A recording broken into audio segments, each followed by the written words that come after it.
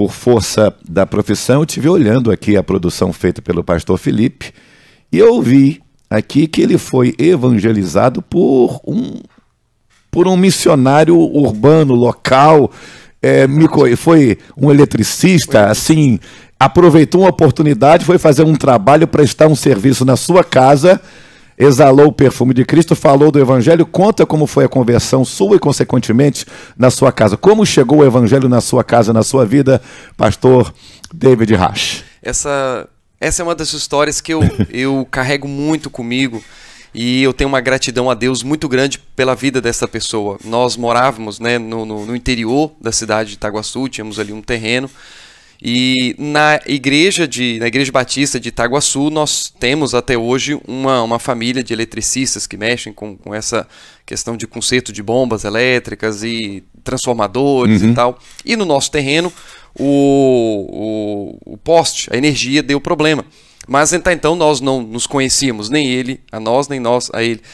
E ele chegou lá em casa para prestar esse serviço, meu pai levou ele até o poste, ele colocou a escada, subiu e ele pediu assistência. O senhor pode ficar segurando aí que eu vou lá em cima trabalhar. E meu pai ficou ali embaixo segurando para ele.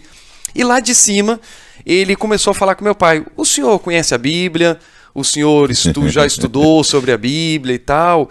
E meu pai disse: não, minha família é católica, minha mulher leva os meninos à igreja, eu vou lá de vez em quando e tal.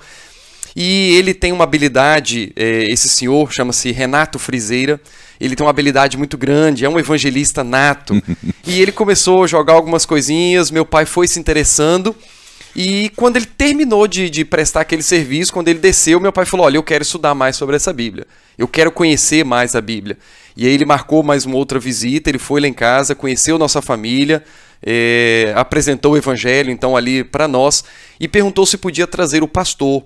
E aí é uma outra história muito linda também, porque na noite anterior da ida do pastor na nossa casa, o pastor teve um sonho, que ele chegava em uma localidade, em uma roça, onde tinha uma família muito grande, e eles estavam fazendo açúcar mascavo.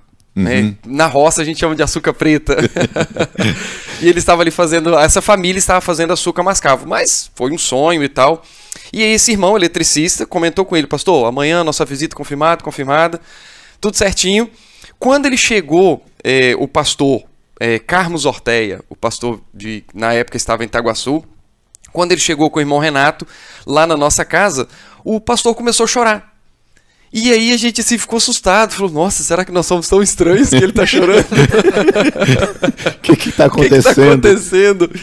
E aí ele começou a chorar, e aí ele contou exatamente isso. Ele falou: olha, nessa noite, eu tive um sonho que eu chegava para falar de Jesus para uma família, e essa família estava fazendo exatamente o que vocês estão fazendo aqui, o doce de açúcar mascavo. Porque estava o meu pai, nossa família, né, a família do meu avô e a família de um tio meu, todos ali na casa do meu avô fazendo esse doce de açúcar mascavo. E ali o pastor então teve a oportunidade de pregar o evangelho abertamente.